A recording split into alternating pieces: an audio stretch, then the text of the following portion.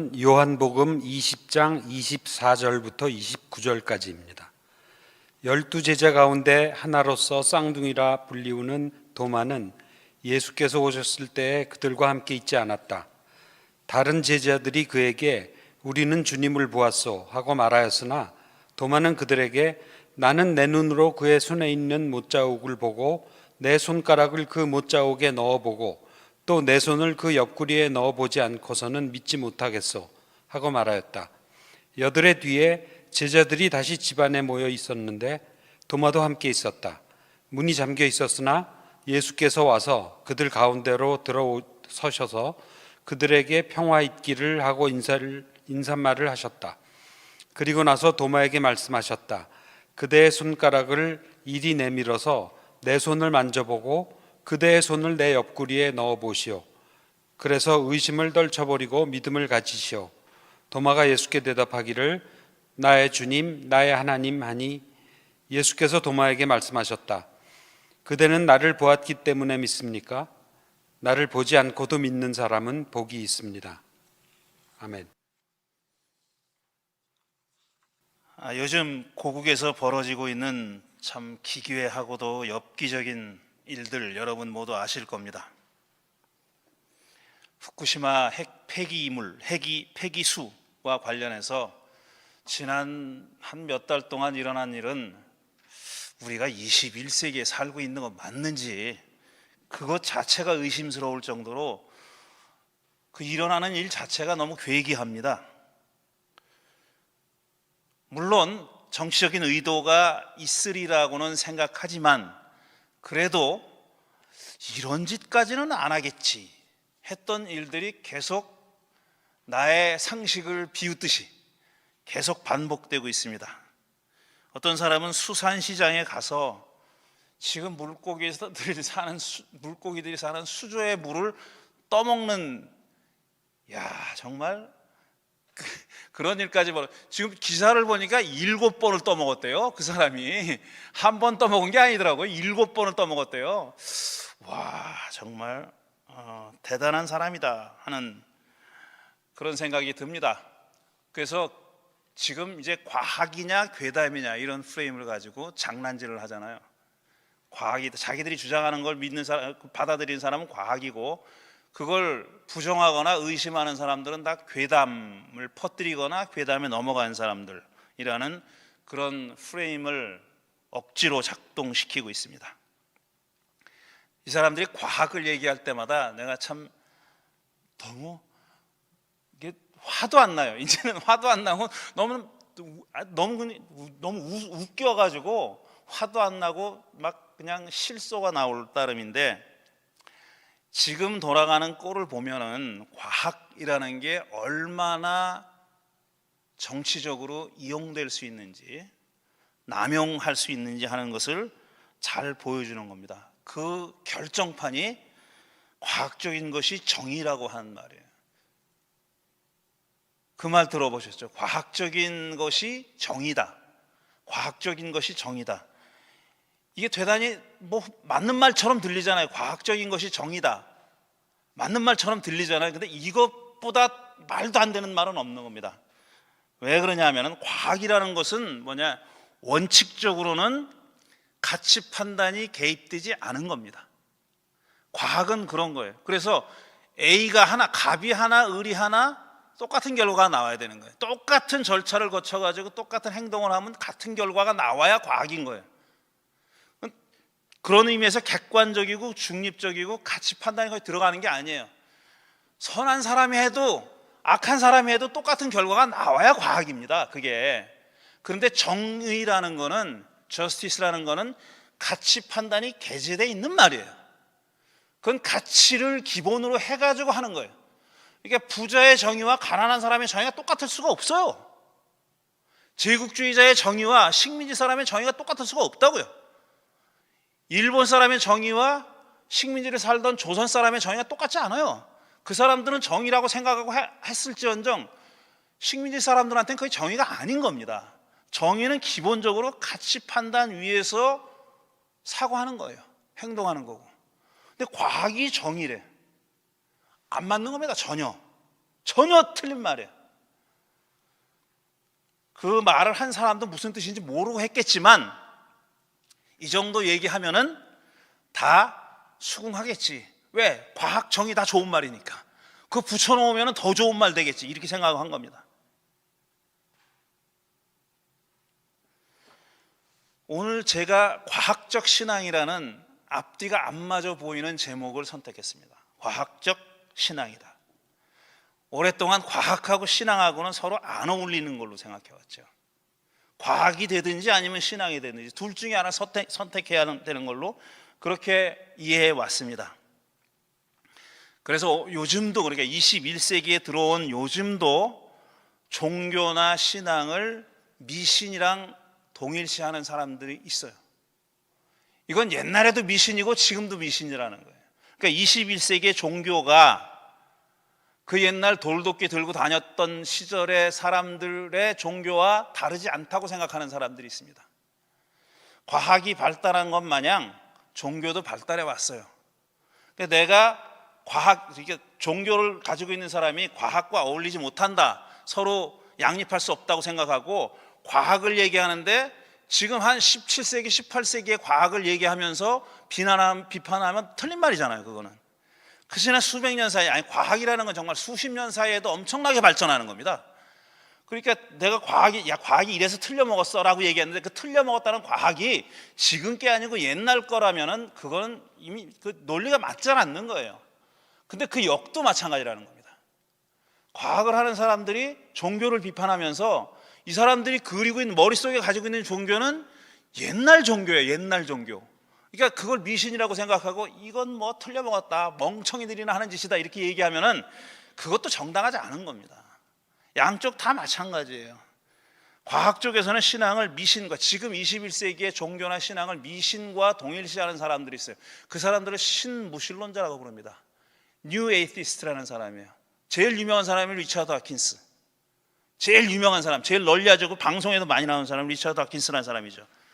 크리스토퍼 히친스라는 사람도 있고, 그 다음에 샘 해리스라는 사람도 있어요. 데니엘 데니시라는 사람도 있고, 이 사람이 4인방이에요. 제일 파퓰러한 신무신론자고, 이 사람들의 공통점은 뭐냐면 이 사람들이 생각하는 종교가 지금 종교가 아니에요. 다킨스가 기독교를 비판하고 유대교를 비판할 때 성경을 가지고 비판한단 말이에요. 성경이 이렇게 써 있다. 지금 21세기에 사는 사람들이 성경을 글자 그대로 다 믿고 있다고 생각하는 거예요. 성경에 대한 학문이 그동안 얼마나 많이 발전했고 종교가 얼마나 달라졌는지 하는 건 몰라요. 그 사람들은. 그러니까 그 사람들이 주장하는 건 과학자로서 그렇게 할 수 있어요. 근데 과학자가 종교를 볼 때도 과학적으로 봐야 되는 겁니다. 근데 이 사람들은 종교를 아주 원시 종교적인 사고를 가지고 보는 거예요. 그러니까 안 되는 거예요, 그게. 물론 신앙 쪽에서도 과학을 볼 때 과학자들은 다 이성지상주의인 줄 알아요. 그거 아닙니다. 과학자들이 다 이성지상주의, 이성이 안 맞으면 다 틀려먹은 거라고 생각하는 사람들은 아니에요. 그렇지 않은데 그렇다고 자기들 마음대로 그려놓고 막 거기다가 화살 쏘는 거예요. 안 그렇다고요, 그 사람들도. 물론 그런 사람도 있지만 그렇지 않은 사람들이 더 많아요. 과학자들도 자신의 한계를, 자기가 하는 일이 뭐다 하는 걸 아는 사람들, 그 다음에 자기가 할 수 있는 일이 한계가 있다는 걸 아는 사람들이 있어요. 그런 사람들이 또 많아요. 그런데 그렇지 않은 사람들을 전부인 양 생각하고 거기다 대고 막 화살을 쏘는 거예요. 다 틀려먹은 겁니다. 다 옳은 거예요. 지금도 기독교인 중에서, 종교를 가지고 있는 사람 중에서 신앙이, 종교라는 것이 과학적으로 또 이해할 수 있는 거다라고 그렇게 설명하려고 애쓰는 사람들이 참 많이 있습니다. 우종학이라는 사람이 있어요. 서울대 천문 무슨 과 교수죠. 그 사람은 자기가 신앙이 밀려서 그거를 어떻게든 설명해 보려고, 천문학자인데 이렇게 우주를 연구하는 사람인데 한마디로 얘기하면 블랙홀 뭐 이런 거 하는 사람이에요. 그런데 그거를 이제 설명해 보려고 애쓰는 사람이 있어요. 이게 신앙하고 그렇게 양립할 수 없는 게 아니다라는 거예요. 자기는 과학자로서 블랙홀을 믿고 우주가 수백억 년 전에 생겨났고 그걸 다 믿는데 나는 그래도 여전히 기독교인이라고 할 수 있다는 거예요. 아무 갈등이 없다는 거예요. 그 고인류학자들 가운데도 그런 사람 있죠. 여러분도 잘 아는 이상희 교수. 너무 특정인을 얘기하는 건가 오늘? 이상희 교수도 마찬가지예요. 그 사람 네안데르탈인을 연구하는 사람이에요. 근데 그 사람은 자기가 기독교인이라는 거 아무 갈등이 없대요. 얼마든지 그럴 수 있는 겁니다. 그동안 이 종교에서 이 과학이 그러니까 과학자들도 얼마든지 종교적일 수 있다라는 주장을 하면서 내세운 사람들이 많아요. 예를 들어서 아이작 뉴턴 같은 사람들. 아이작 뉴턴은 사실 그 사람은 이 종교에 관한 글도 많이 쓴 사람이에요. 우리가 만유인력 법칙, 뭐 사과 떨어지면서도 다 거짓말이지만 듣고 하는 얘기지만 만유인력을 법칙을 발견했잖아요. 근데 이 사람이 굉장한 신앙인이고 또 굉장히 또 신비주의자에 가까운 사람입니다. 이상한 걸 믿은 사람이에요. 요즘 기준으로 보면은 아주 이상한 걸 믿은 사람이에요. 그리고 그 사람은 독실한 기독교인입니다. 그걸 강조하는 거예요. 뉴턴 같은 위대한 과학자도 독실한 기독교인이었다는 걸 강조하는데, 뉴턴이 어떤 얘기를 했냐면은 태양과 행성과 해성들의 아름다운 운영 체계는 지적이고 능력이 있는 분의 주관 아래서만 가능하다. 이분은 만물의 주인으로서 모든 것을 다스린다. 그러한 사실 때문에 그분은 하느님으로 불린다. 이런 말을 했어요. 이런 말을 한 건 사실이에요. 이런 글을 쓴 건 사실이라고요. 그러니까 봐라, 이거 오만한 과학자들 향해서 기독교인들이, 신학자들이 하는 얘기가, 뉴턴도, 니들 그렇게 존경하는 뉴턴도 이런 사람이었다, 이런 신앙인이었다, 이렇게 얘기하는 겁니다. 이 사람만 그래요? 갈릴레오는 안 그랬습니까? 갈릴레오 똑같아요. 갈릴레오 똑같은 사람. 이 사람도 신부가 달렸던 사람입니다. 신학교를 다 마쳤어요. 그러다가 이게 아닌가벼 하고 과학적으로 돌아선 사람이에요. 신부가 되려고 했던 사람이었다고요. 근데 그 사람이 교황청에 의해서 쫓겨날 뻔했잖아요. 지동소를 주장했다고 쫓겨날 뻔했잖아요. 나중에 이제 철회하니까 목숨만은 살려줄게 이렇게 된 거죠. 이 사람이 욥기에 나오는 하나님이 뭐 지구를 이 땅을 하늘에 걸어두시고 라는 구절이 있어요. 욥기 26장인가 어디 나와요. 근데 그거를 보고 지동소를 주장하게 됐다라고 또 그런 전설 같은 얘기가 있어요. 저는 그거 다 사실 아니라고 생각합니다. 그거 성경 한 구절 보고 이거 지동설이 맞네, 이럴 리가 있습니까? 이럴 리가 사람들이 만들어낸 얘기예요. 그런 글을 쓰긴 썼어요.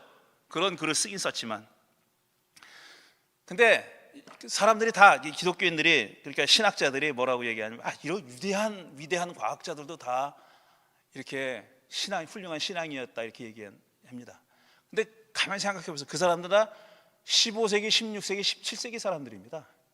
그때 사는 사람들의 세계관 자체가 무신론이라는 거는 아주 예외적인 몇몇 사람 빼놓고는 그런 생각을 안 하던 시절이에요.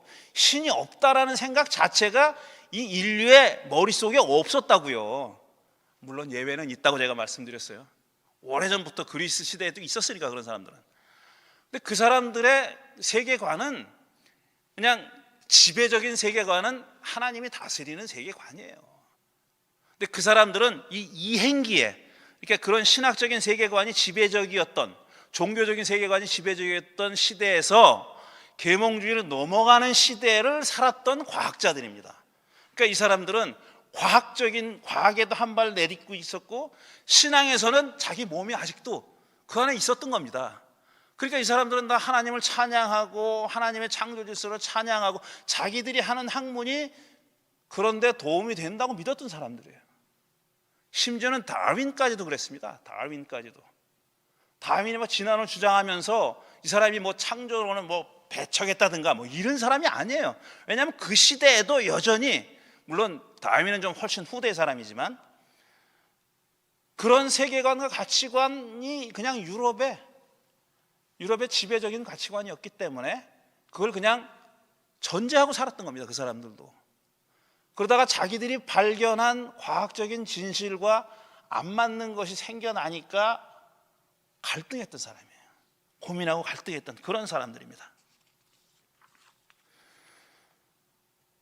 그래서 요즘 이제 과학과 종교의 관계를 얘기하는 사람들이 세 가지로 얘기합니다. 첫째로는 뭐냐면은 이건 둘은 도저히 양립할 수 없다.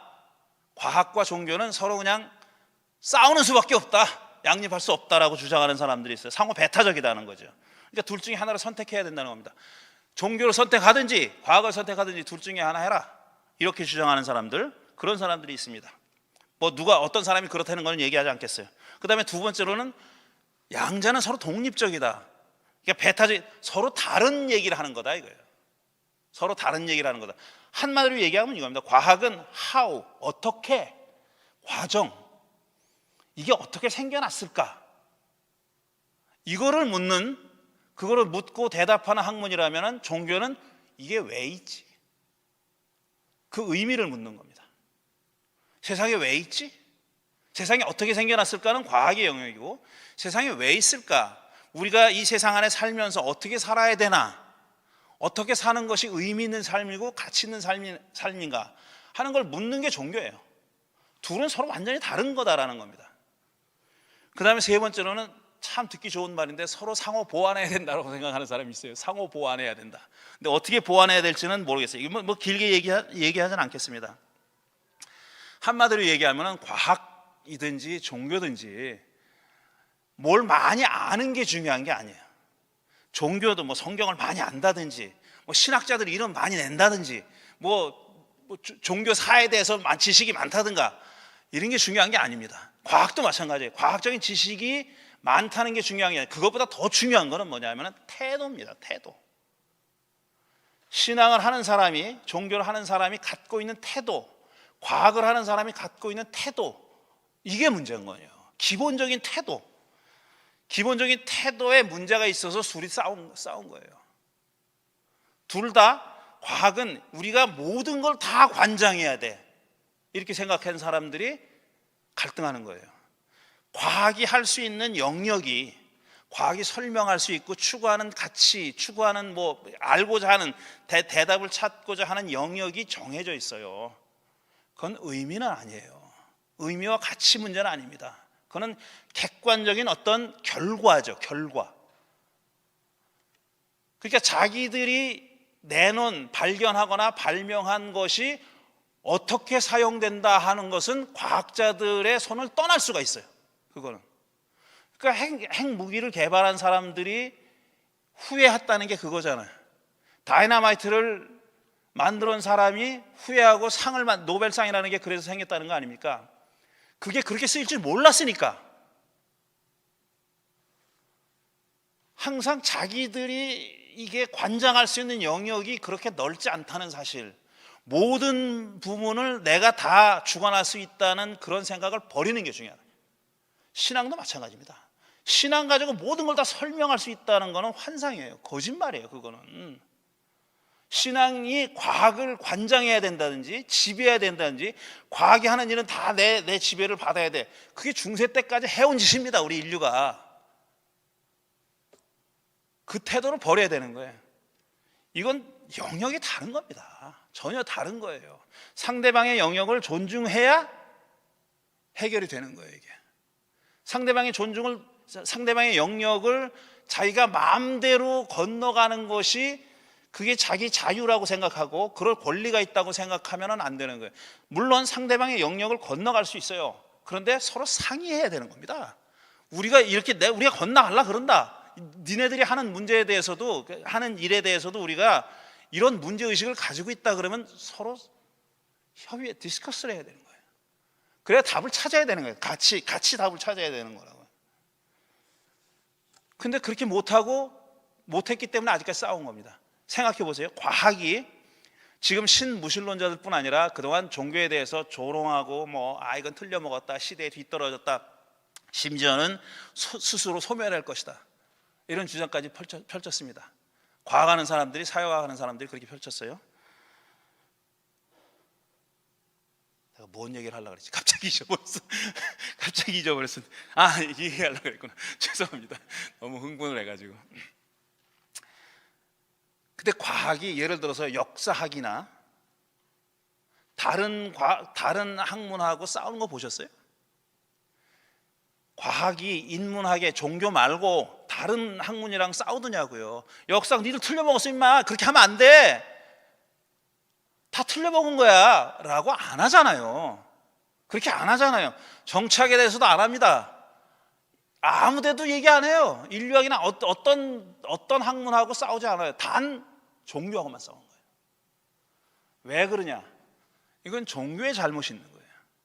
왜냐하면 종교가 오랫동안 종교하고 과학하고 분리되지 않은 세계를 살았어요. 종교가 과학이고 과학이 죽고 종교인 그런 시대를 살았다고. 중세 때까지 그랬습니다. 계몽주의 이전까지는 다 그렇게 살았어요. 그러니까 과학을 사실상 관장하고 있었다고. 종교가 지배하고 있었고, 너 임마 틀렸어, 성경하고 안 맞아, 그래가지고 추방시키고 출교시키고 심지어 죽이고 그랬잖아요. 그 습성이 여전히 가지고 있는 그 습성을. 그래서 자기들이 과학적인 결과를 판단할 수 있는 무슨 능력이 있는 줄 알아요. 그래서 싸우는 거예요. 과학이 발달하다 보니까 이거 되먹질 않는 놈이 웃기고 있네 이렇게 된 거예요. 그래가지고 갈등이 생긴 겁니다. 근데 이제 지금은 양쪽이 다 잘못하고 있는 거예요. 양쪽이. 양비론 싫어하지만 양쪽이 다 잘못하고 있는 거예요.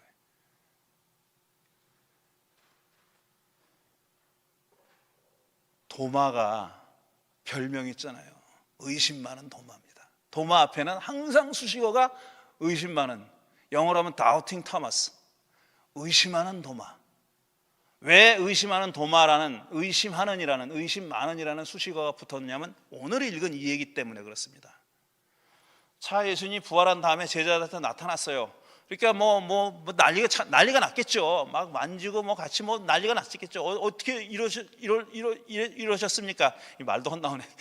막 이랬단 말이에요. 근데 그 자리에 공교롭게도 도마가 없었다는 거예요. 어디 갔는지, 뭘 만나러 갔는지 몰라도 그 자리에 없었어요. 그러니까 도마가 나중에 왔더니, 야, 우리가 예수님이 살아서 다시 왔어. 그러니까 그걸 누가 믿어 도대체? 그걸 누가 믿냐고. 2000년 전이라도 그런 거를 본 사람이 있습니까? 신화 같은 데 나오는 얘기죠. 그러니까 야, 말도 안 되는 소리 하지 마. 내가 그 양반 저 창자국에 손을 넣어보지 않으면은 못자국에도 손가락 넣지 않으면 나 못 믿겠어. 이렇게 얘기한 거예요. 당연한 반응입니다. 지당하고 상식적인 반응을 한 거예요. 나중에 예수님이 뚝 나타났어요.